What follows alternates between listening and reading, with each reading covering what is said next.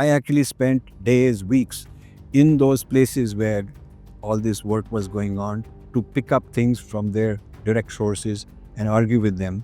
And that is where you become strong. That is where you become emotionally, psychologically resilient. So basically, if you look at my methodology, it starts with experiences, current affairs. Pahalgam mein kya hua? I have a framework for it. It is not an India-Pakistan war. It is not a territorial war. Kashmir is not a territorial war. That is just a symptom. But beneath the symptom, there is a deep framework or deep agenda that is over 1,000 years old. But NCRT, UPSC, they are still following the Western idea of sociology, the Western social sciences. They're still following that. The Western idea of social justice. The examples of school after school where this sort of woke culture has entered the schools, and this is dismantling family values, this is dismantling gender roles that are normal, conventional gender roles. It's dismantling the idea of social justice, is dismantling the idea of nation.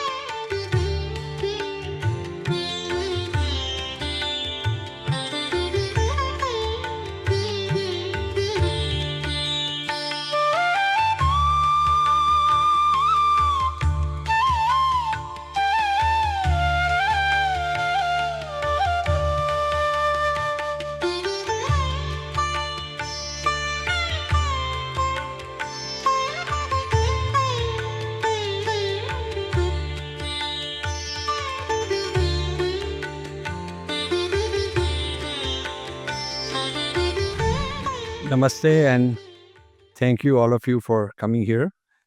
This is a very familiar, warm, and wonderful room I've been in many, many times and launched many of my books, given many of my talks for quite a while, many years.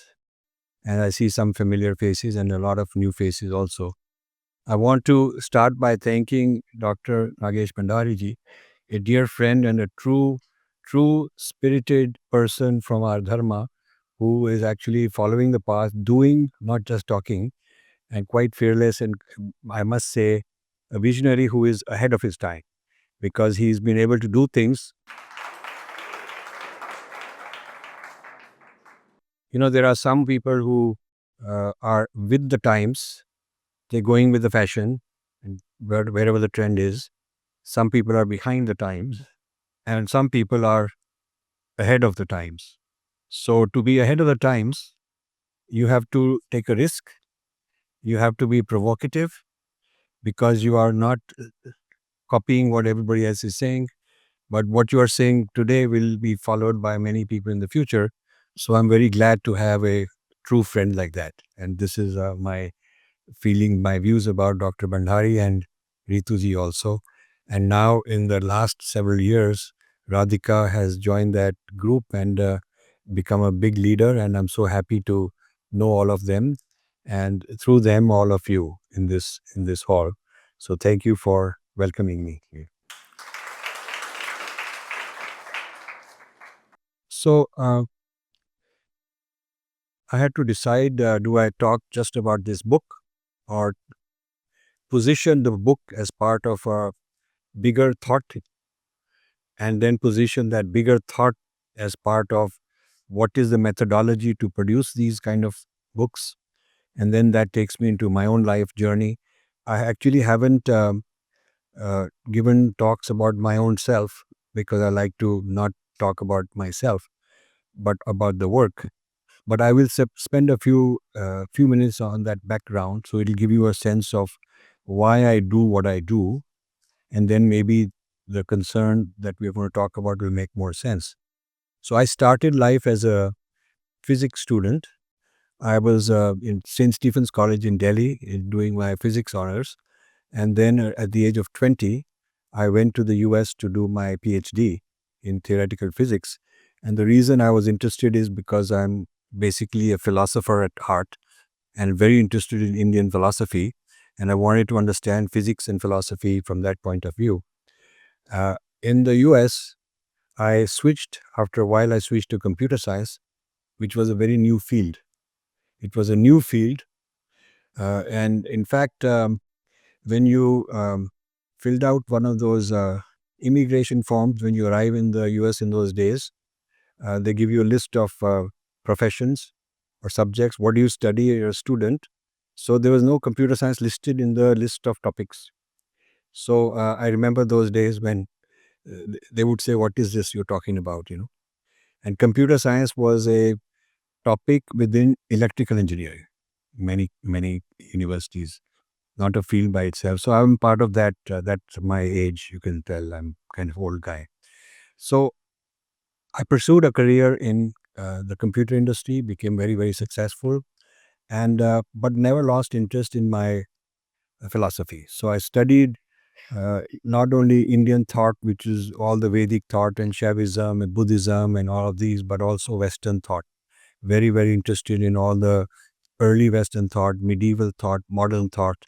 And being in United States gave me a chance to take all the courses I could find in the West American universities on Western thought. So I've been very comfortable both ways. And my father was very sort of westernized person from a banking background and legal background, his parents uh, in Lahore. And my mother, very traditional background, Arya Samaj, and doing, all the chanting all the Vedas by heart and so on. So I had, even at home, a combination of both kind of backgrounds. And so, and ever since I left in the 1970 time frame, which means around 55 years. Only during COVID, I did not come, but every year I've come between 2 and 4 times, every single year. So my passport was stamped and stamped and stamped. Now they give me second passport, third, fifth, sixth passport because of all the stamps, so many visits to India. So I'm very connected. People say, "Aap wahan baithe, aapko kya malum hoga?" I actually know more than most Indians because they're living very narrow life. They're living particular community they live. And particularly at Delhi Wala, I've been to all the states and feel very comfortable uh, traveling and engaging people. So I'm quite secure in my Indian identity. Now, luckily at a very early age, was introduced to very serious meditation. In the Not one guru, but so many gurus touched me, and I learned the practices, serious deep meditation from a very early age. And I learned that at some stage of meditation, uh, you are not doing, it is happening. From the making it happen to letting it happen.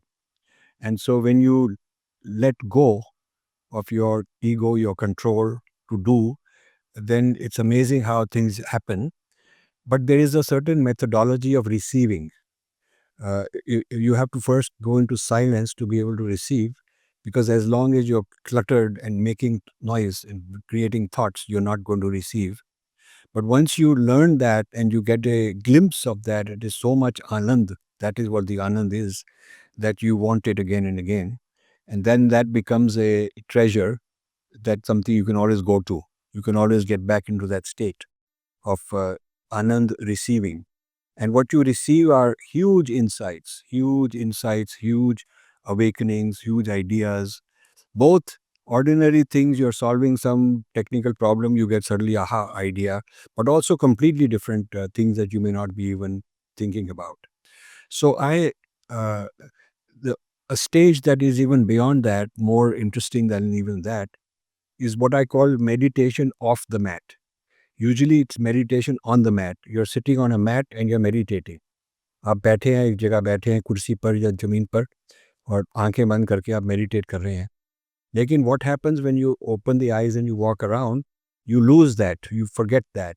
So there is another state where you are in the state of meditation when you're walking around with your eyes open, you're talking to somebody, you may be driving a car. It's a different kind of meditation because you have that posture with which you are seeing things, seeing people.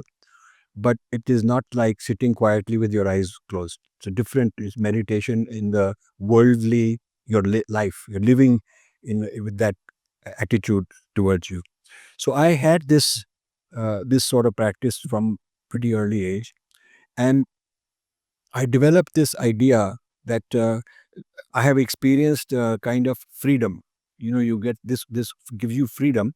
So even when you are in the middle of an argument or a debate or whatever is going on, outwardly you're performing that, but inwardly you are free. You're acting that role out of freedom. You're not in bondage. You're not worried. You're not concerned कि क्या हो जाएगा. You're in that state of freedom. So freedom from these conditionings that we have, these desires, chasing, obsessions, cravings, habits, is a kind of a lifelong pursuit. I felt I should go into that. Now, the in the middle of my height of my business success, because at an early age I became successful in business. I set up a whole lot of companies in tech before it was a fashionable thing for Indian people to do. And then in my early 40s, that was in the early 1990s, I had these awakenings, and I decided that I'll give this up and pursue what I call my swadharma, my calling, which is to explore these things for myself. And at that point, I had no ambition to fight for dharma or fight for country, or those came later. I was just trying to expand my own horizon, uh, my own experiences. I just wanted to discover, like, you become a philosopher or you become a physicist to discover things that gives you an excitement of discovery. So I've realized that this discovery of who I am and my higher self is also a kind of research, and I want to do that. So I quit everything. I quit my businesses, gave up everything, and since then I've never looked back to miss hey, I had so much business money and all that. Why did I give it up? Because I gained more in this new kind of lifestyle. So, and all this happening in the US when I'm sitting there, but connected with the Dharma. So, when I started this journey full time, my hope was to discover and share with people. And the reason I wanted to share with people is my son and daughter went to a very nice school in the neighborhood in Princeton where we lived. And I wanted to go and explain to them, to the other kids, their parents, about our philosophy, our darshan, our way of life, our Vedic way of life. And so my foundation, which I had set up, started giving a lot of grants to schools, to colleges, to universities, large amount of money to learn these things, to teach about them. And that is when I realized that actually they'll take your money, but they're very biased. They'll take your money, they'll thank you, they'll be very polite, very diplomatic, but they'll continue teaching what they were teaching before. And it really troubled me. So I decided that I'm going to get into this in detail myself. And rather than relying on them to do this work, I have to do it myself. So I found myself arguing against the same people I was funding. So I'd give them a grant to do something, and then I would check down, argue with them. And they would say ki this Infinity Foundation is very good, but this Rajiv is a troublemaker. So let's take the money comes from Infinity Foundation, but then he comes with all these arguments. Hey, wo to, they didn't know what to do. In those days, there were not too many Hindus and Indians, contributing as philanthropists. There were not too many places to go. We didn't have the Mahindra and the Tata and the Reliance people like they're now doing, giving all these grants for academic work, but they were not doing that in the early 90s. They were not there. They were not around. In fact, Hindujas were the only other group that were actually into the academic field for India. They were giving some of these grants to Oxford, Columbia, Mumbai University, like that. They had some centers. So I learned a lot about the Kurukshetra of academics. It is a Kurukshetra. It is a battleground. I learned why these biases exist, how the civilizations are each trying to protect themselves, and each has a certain lens through which they are seeing the world, and each has got a profile of the others, and how the Judeo Christians are well represented, the Islamic groups are well represented, the Maoists, Marxists, left wing are well represented. Chinese in those days were beginning to emerge as a kind of a group beginning to claim, but there's nobody representing us. The Kurus didn't want to. Kurus didn't want to. They wanted to be politically correct, goody goody, sab theek hai, sab log same hai, aise like that. In fact, many of the Hindu temples wouldn't even want me to go and speak because they would say बहुत controversial कुछ बोल देगा, पता नहीं क्या हो जाएगा. तो we would rather avoid uh, any risk. So this is the insecurity coming from our own people. And then I found government had no interest. The Ministry of External Affairs, the Culture Ministry, I would go to the embassy and this consulate कि भी आप लोग आओ, आप ही के बारे में क्या क्या बोले जा रही है ये यूनिवर्सिटी वाले. They were very didn't want to get involved. Either they were ignorant or they didn't have the courage or they just wanted to be what they called secular idea. I don't know why secular means you can't defend yourself. You have to be able to. So this was my situation and a very hostile environment, which actually turned out to be very good for me because it made me a Kshatriya, fight for the truth. So I learned how to argue. Now, they couldn't refuse me a, a place to argue because I was giving them the funding. So it's like they're sitting and presenting some dissertation or some topic, and I'm the guy who's funded that. So they thought कि कैमरे वैमरे से photo वोटो लेकर उसको hard work करके hard डाल के उसको भेज देंगे ठीक हो जाएगा. But then I wanted to argue. So I want, because I'm thinker type, I'm not interested in any publicity, I want to argue. So I got into the mode of fighting back in the very top places in academics in the Western world. Now, I have to say all this because we now have, after 2014, after Modi ji came, the floodgates opened. So many influencers came, so many new people came who were nowhere previously, and they all started talking the same thing, most of it taken from the original work we had done, but copying it, recycling it, sending it here and there. So many video channels, all of this came. But none of them have actually gone to the opposing side in their home and argued on their face. Nobody had done that.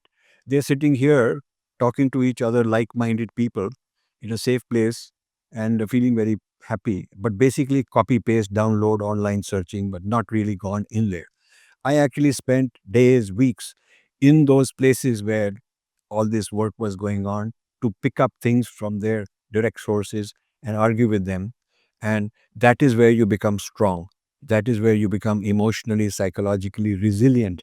वो आपको बदनामी भी करेंगे, आपको ये वो बोलेंगे, it doesn't bother you, and you become a tough guy also. You become tough emotionally and intellectually very rigorous by facing the hardest, toughest opponents.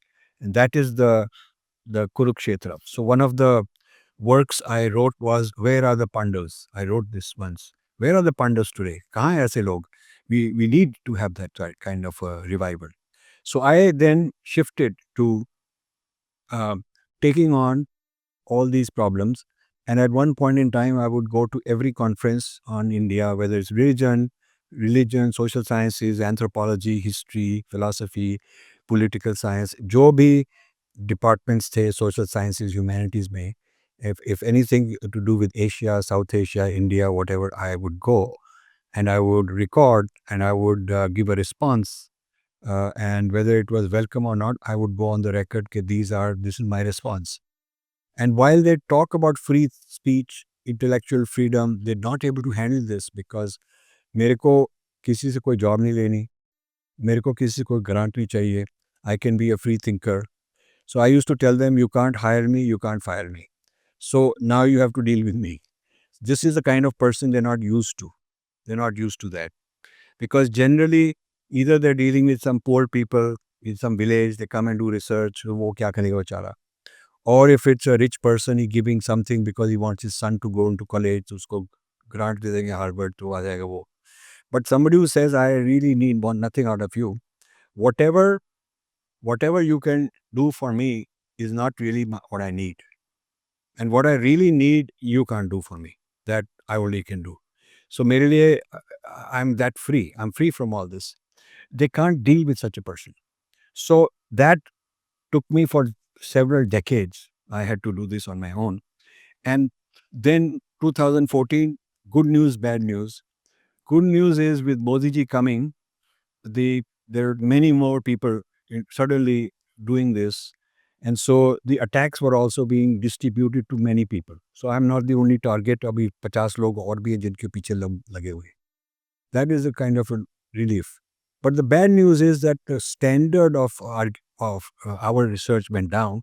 Lot of it is just not very solidly argued and quick results. And because they haven't gone, you see, one thing the West is good at is rigor. Their standard of rigor and argumentation is very high. So to argue with them in their highest and finest universities against their best scholars, senior most people is not a joke. But we have a history of doing that. Adi Shankara went to Mandana Mishra, who was much older than him, and he was a nobody, and he argued. We've had Vivekanand go to right there in front of them and say things. So we've had that. We've had Gandhi. We had very audacious and talk, whether you agree with him or not, but he had that audacity. So this business of being very audacious requires study, requires your own adhyatmic, meditative kind of sense of absolute security in who you are. And then it requires being articulate. And that requires practice, practice, practice. You would keep practicing and you get more and more good at, doing this kind of debating. So this can only be done, according to me, full time. It cannot be some hobby कि कुछ करेंगे और साथ में once in a while जाके किसी मंथन में जाके एक speech दे देंगे. It's not like that. This is like so intense. You have to do it full time. So I started doing this, and this critical thinking, analysis of situations, uh, allowed me to find out what are the patterns of behavior. What are the patterns? ये cast का problem है, okay. एक ये Aryan Dravidian divide के बारे में, Aryan invasion theory के बारे में बोल रहे हैं. इस तरह करते करते I found that there are many kind of big patterns, big problem areas. और उनमें ये each of them they have a certain framework, their framework. And in that framework they're thinking, they're making some assumptions and they are thinking and they have a lot of data to prove their point of view and they're teaching it to the students. The students are learning that same thing. So I learned that these frameworks have developed over a long period of time. Framework is a kind of like a siddhant, what we would call siddhant. It's a theoretical a theory of something, a siddhant. So it could be a siddhant on social justice, a Marxist theory of exploitation. It could be a feminist theory of gender. So the West has got all these frameworks. They've developed these different schools of thought using these frameworks, and we don't have that. When we are fighting, we're just fighting one instance कि अरे इसके against ये बोला तो कुछ आंदोलन हो जाएगा. But what is our framework? What is our theoretical framework? That we haven't paid attention to. So I started finding common patterns in various buckets, various topics, and found that there is a pattern and I can develop a framework. Now, framework development is something you learn as a physicist because you're developing a theory, a gravitation theory or theory of this or that. And those are frameworks in which many, many examples can be solved. Once you understand a certain law or law of nature or a principle, like a siddhant of nature, then you can use it to solve many, many problems. I also learned this in computer science because in computer science, you are building an algorithm, you're building a model, and this model can be used for many cases. Many cases can be sorted out with a particular model. So I wanted to take the scientific background and create frameworks about how our tradition, our culture can be used for interpreting modern society, interpreting our side, interpreting the other side, giving a response. And I found that the narrative war is actually a war of frameworks. It's a war of our framework and their framework. So their framework may say कि social justice की ऐसे होती है. There are people who are exploiters and exploited, oppressors and oppressed, and these therefore this caste is oppressor, this caste is oppressed. Things like that. They've come up with these frameworks, and we have a different framework on social justice, what it means. They have a framework on diversity. Our framework is a very different framework on what is meant by diversity. Diversity is not a skin color कि वो black है, white है तो diversity होगी. It's the diversity of thought, diversity of ideas, which ironically the left does not want diversity of thought and diversity of ideas. They want one standard syndicated way of thinking everybody should have. So in the name of diversity, they're actually suppressing diversity of thought, which is very ironic. So, it's a clash of frameworks. तो हमको अपने framework बनाने हैं, उनको मजबूत करना है, उनको प्रोपेगेट करना है, उनको फिर स्प्रेड करना है to the next generation. Like we create sampradayas and paramparas in the past. We haven't created intellectual sampradayas and paramparas in modern times. They have a whole Marxist lineage for 200 years. They've been reproducing the same framework so many times. And they have Freudian psychoanalysis framework, they have postmodernism framework, now they have this wokeism framework. उनके पास इस काफ़ी lineages बन गई हैं, and they're very good at it. It's not just Christianity as a framework, that of course, but there are many other kind of frameworks. And we need that. And having a framework is not the same thing as having a list of examples. You can have many, many examples. You can do statistical, compile data, write a book. जिसमें खूब सारे ऐसे examples हैं. But without a framework, you don't have a conceptual understanding of what's the philosophy, what's the underlying model. You need a model and then many examples of that model. So that's where I wanted to focus. So basically, if you look at my methodology, it starts with experiences, current affairs. Pahalgam mein kya hua? I have a framework for it. I have a framework I published a framework on this whole thing. Uh, you know, uh, I've called it the Caliphate Project, as a framework of why these things are happening. And there's a very innovative, novel kind of a framework which has created some controversy. I want that. I want people to respond to me, and we are having some good dialogues in the US. I put it up in the US Congress. The uh, Mike Johnson, who is the Speaker of the House in the US, uh, I was invited to give a talk where he and me were talking, the just two of us. And I presented my framework, and that is just after Pahalgam had happened. I said, you need to understand it very differently. It is not an India-Pakistan war. It is not a territorial war. Kashmir is not a territorial war. That is just a symptom. But beneath the symptom, there is a deep framework or deep agenda that is over 1,000 years old. And I want you to understand that framework. And they were very impressed by that, because I told them that if you understand the framework of what is happening in Gaza, you will understand what is happening in Kashmir, because it is the same thing. They were they asked me to write it down, so I likh ke publish kar diya. So then I got a call from a Jewish scholar in Israel, and he wants to add a Gaza chapter to explain कि हमारा भी यही framework है. So this is how you build frameworks, and you build something deeper than one example. It is not कि वो example के बारे में उसने उसको shoot किया, किसने plane लगा दिए, क्या हो गया. I'm not interested in that. I want to go deep into the philosophical framework. So I have always taken an issue and try to look for something beyond just what the examples are saying, what the obvious data is, and develop a deep framework and operate at that level. So this example turned into a model, turned into a framework, has to be connected with the fundamental principles of Indian thought. This is very important. So what I'm building, it goes from Indian thought all the way to current affairs. Kuch baat hui, I want to understand ye kya hua. But I want to understand in a certain drishti. The drishti I bring is my traditional's drishti. So using that drishti, I want to see what's happening in the world. Whether it is, jet engines, why we should have and why we don't have them, and whether it is Pahalgam or whatever it is, kahin riot ho gaya, kahin kya ho gaya. Uh, I want to philosophize about it in a very abstract way and build these frameworks, and not be content just to knowing what the facts are, kya news hai, kya khabar hai.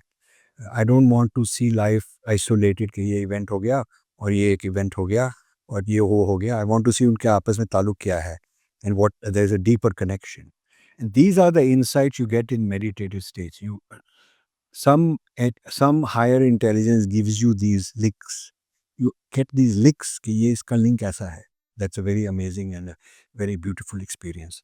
So I am now turning 75. coming up soon, and I am training others, uh, youngsters, to take this forward. And I'm very glad that you have a Center for Indic Studies where you also have youngsters. And recently I had a meeting where BAPS people called me to meet their senior person.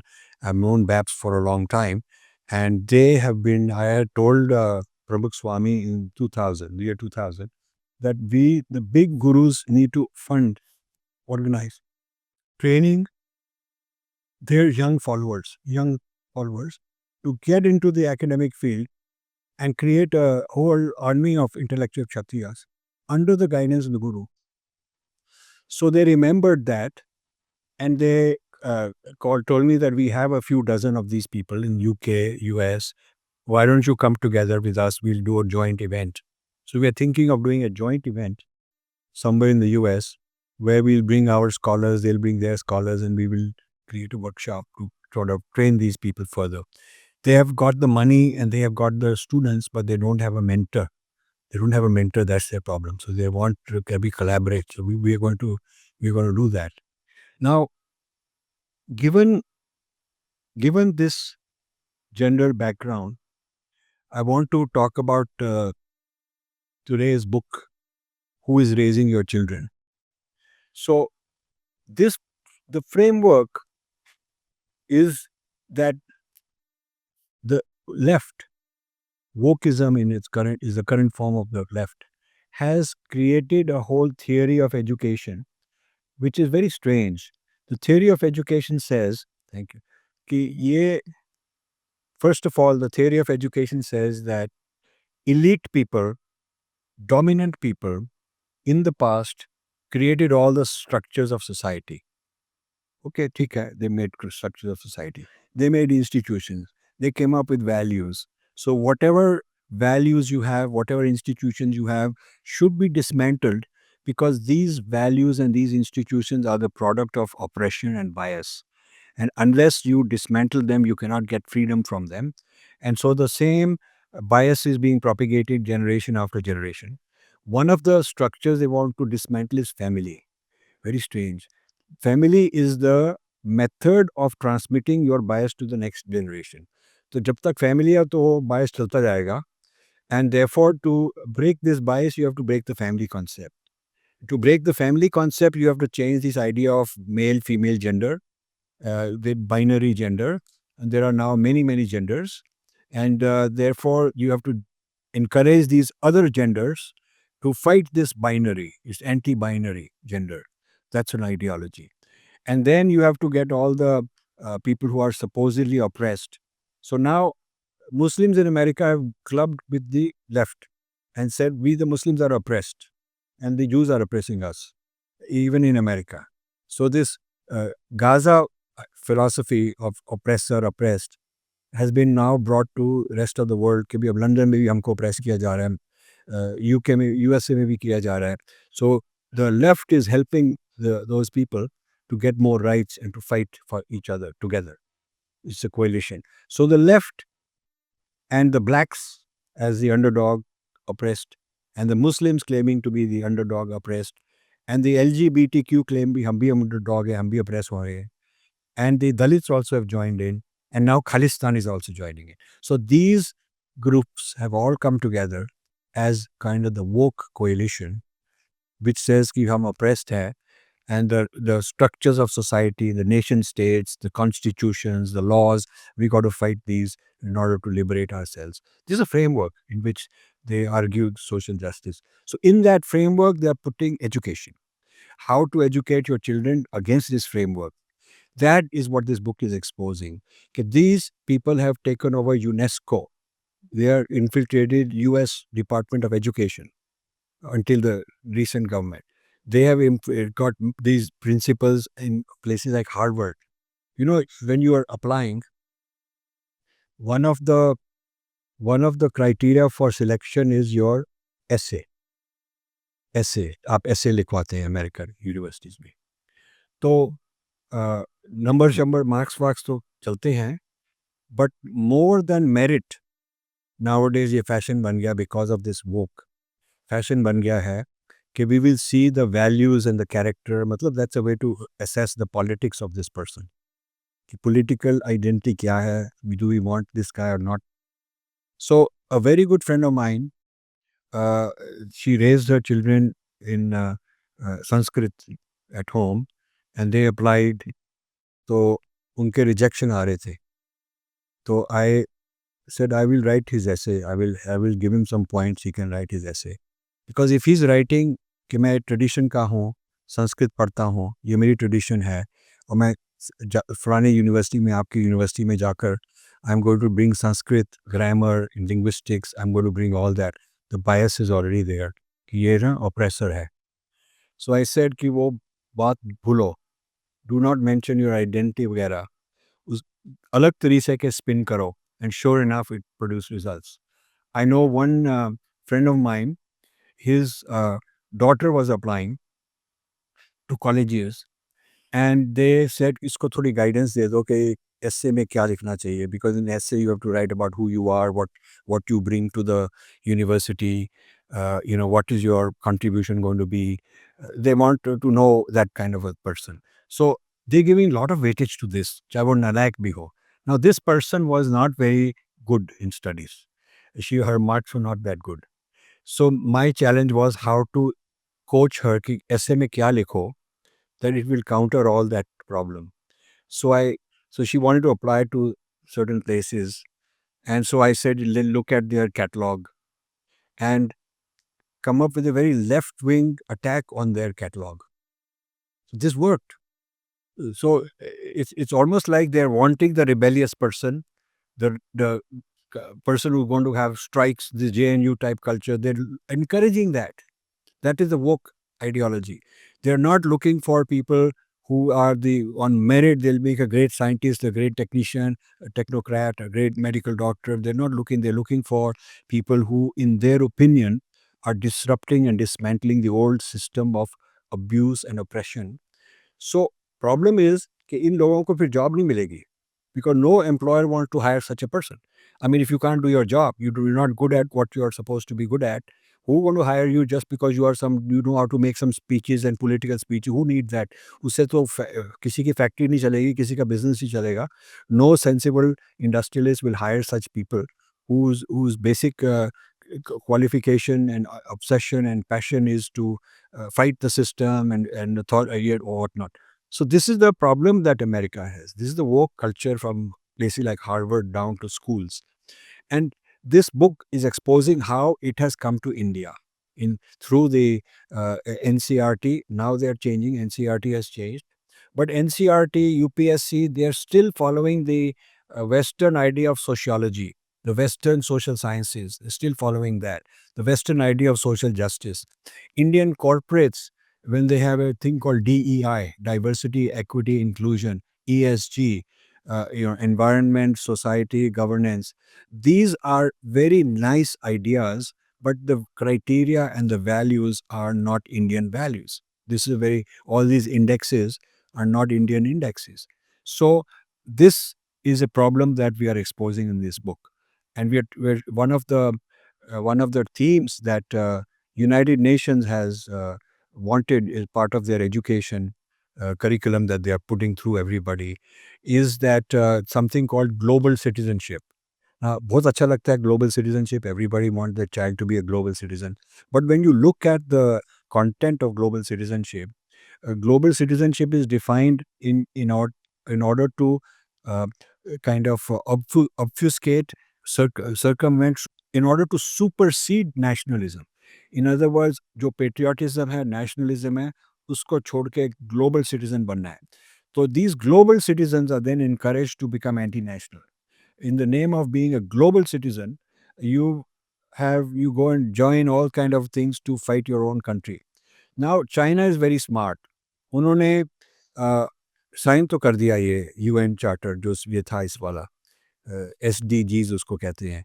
They signed all this, but एक clause लगा दिया that it should not violate national laws. एक line. And then they changed their national laws to prevent this from happening in their own education policy, in their own country, they made the national laws to protect themselves. So this is not being implemented in China against Chinese nation. But in other countries, they're not so smart. They've just blindly adopted the UN standards, thinking a UN standard at and now so many, we've given examples of so many schools. This book is about schools rather than colleges. The examples of school after school where this sort of woke culture has entered the schools, and this is dismantling family values, this is dismantling gender roles that are normal conventional gender roles. It's dismantling the idea of social justice, is dismantling the idea of nation in the name of globalization and this being a global citizen and so on. So this book is a framework which is existing. We are deconstructing that framework. And then in this book, we are presenting a Vedic framework of how to solve, how to deal with the same problems of diversity, of gender diversity, of injustice, of being a global citizen. Our idea of Vasudeva Kutumbakam as a global citizen is different idea than the idea of global citizenship that they're teaching. So it is not that global citizenship is bad, but we have our own idea about what that means. You see, so this the uh, projects that we have taken on, that I've taken on, are to target uh, Western frameworks which have become very powerful, not only in those countries but also our country has adopted it. And the way to decolonize is you have to first live in that society. You can't do it from far away, copy paste karke. You have to really understand what that framework is all about, be able to debate, discuss, argue, agree with them, disagree with them. And then you, with so much knowledge and expertise and confidence, you can then turn it around and bring your own frameworks from your own civilization. So that is the project I have, and that is why this book is there. The book came out in English, I think last year sometime, and we have a Hindi translation, which we have here today. This is the first launch of that Hindi book, but on the 27th will be a big grand launch in Delhi also. But this is the first launch anywhere in the world of the Hindi book.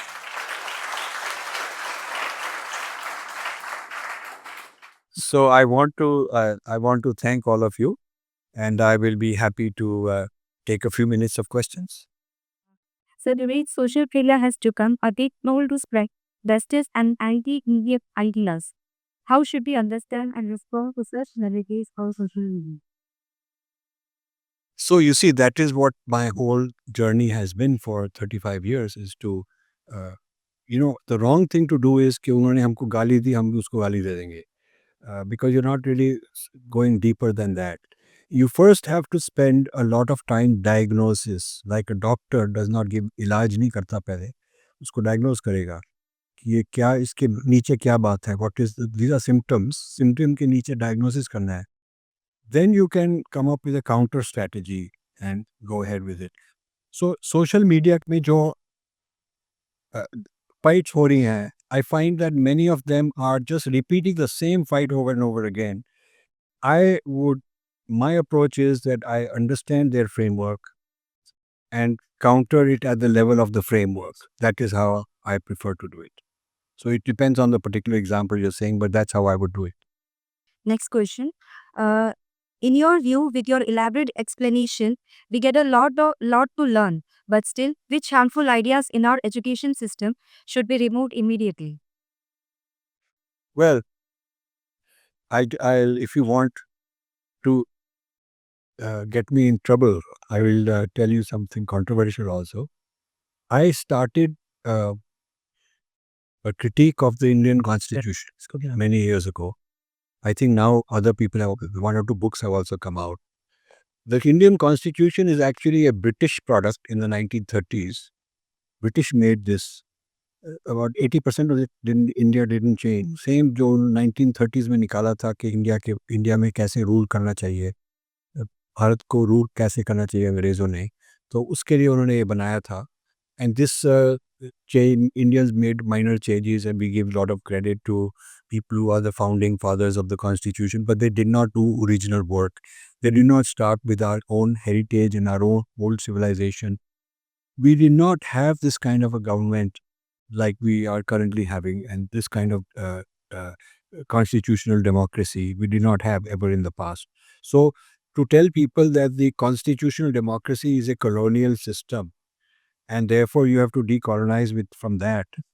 And in the IKS books series, isko bhi लाना is not going to be an easy thing because it will be very controversial. और आपको भी पीछे आपके भी लग जाएंगे. So, but you have to do it. So you see, these are, I can give you some examples which are very powerful, but you have to do a lot of homework because I'm writing a book on Rashtra, which I've been writing for some years. How Rashtra is not the same as nation, the Western idea of nation. So I went to RSS, कि आपका नाम starts with Rashtra, तो आपको मालूम होगा. So they gave me referral to this book, that book. Some of the main writings by RSS founders start with a big explanation about nation as in the Western sense, and then they say ye Rashtra hai. So even the RSS did not start from the Vedic origins. I looked at the Vedic, if you search the Vedas, the word Rashtra appears over 30 times. So I started with that. What is Rashtra according to that? And then the word Rajya appears many times. So what you call Rashtrapati is actually Rajapati. He's not Rashtrapati in the true sense. So, so much you have to challenge. I mean, where do you start? If you start talking like this, then the whole books have to be rethought. We have basically taken the Western structures and concepts and made some little modification here and there and put in some, Hindi words or in Sanskrit words. A lot of people think that if they use word like aloo gobi, so that means हम अब Indian बन गए हैं because we know some खाने पीने का, we know some Bollywood, and we know some cricket and all that. That pop culture, that's fine. But to go deep into our history, when they are doing the NCRT books, I would start with philosophy before history because the history has to be interpreted through the philosophy. If the same set of facts, historical facts, ये हुआ उसने लड़ाई की उसने उसको जीता ये हराया वो हराया, you can interpret it through a certain philosophical lens and you get a certain meaning, and you can interpret the same thing to a different philosophical lens and you get a different meaning, same set of facts. So philosophy is more foundational and more fundamental than history. But nobody's thought like that. Every time I've talked about I have a term, the grand narrative of India. That's a book series I'm writing, the grand narrative of India. I think I gave some talks here on the Indian grand narrative many years back, right here in this room. So the Indian grand narrative is, people think ये history book लिखनी चाहिए इसको.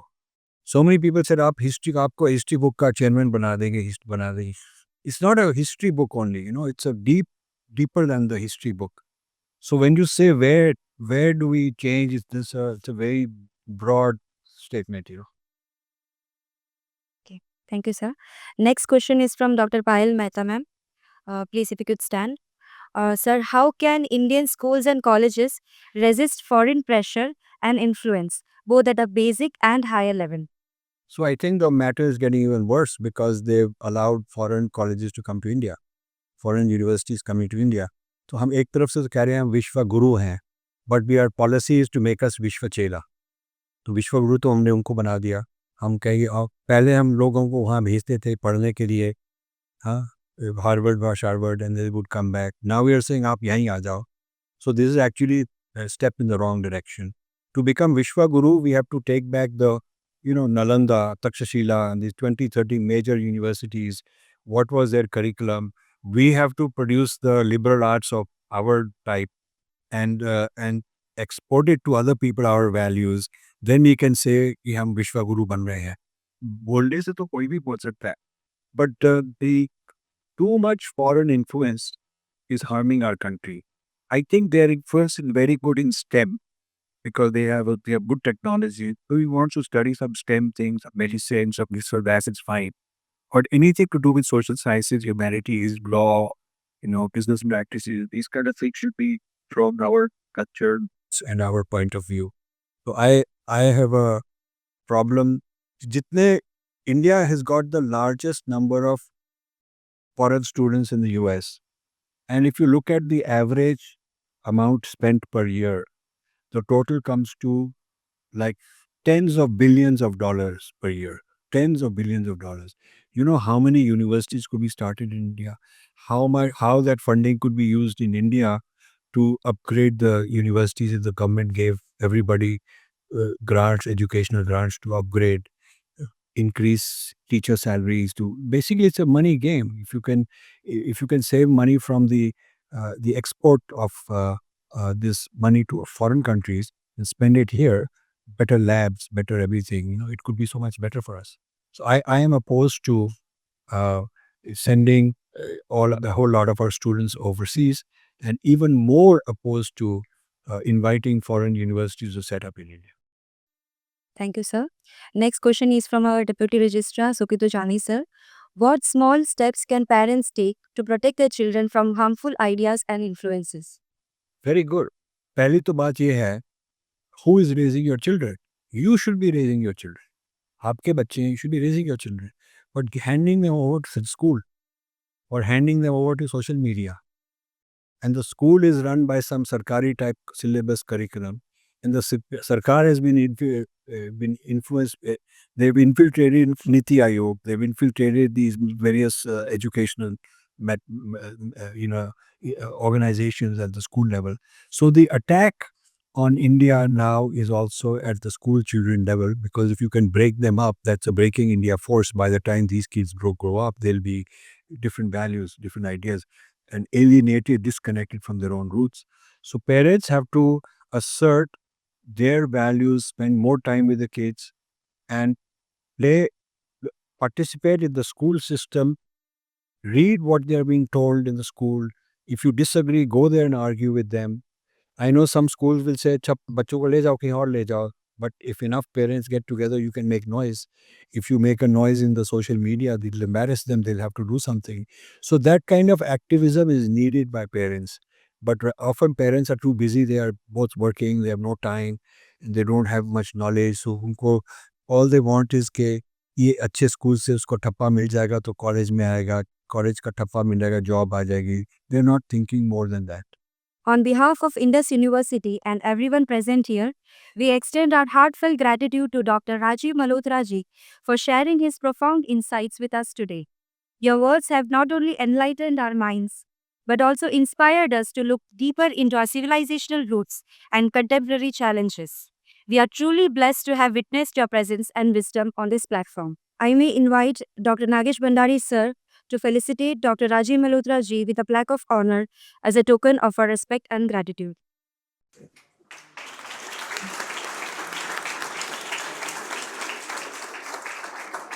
Thank you, sir. As a mark of deep respect and gratitude, we now present a specially created sketch portrait of Dr. Rajiv Malhotra ji. This artistic tribute symbolizes the admiration and honor we hold for his remarkable contributions and visionary leadership. I request Ms. Radhika Bhandari ma'am to kindly present this portrait to Dr. Rajiv Malhotra ji.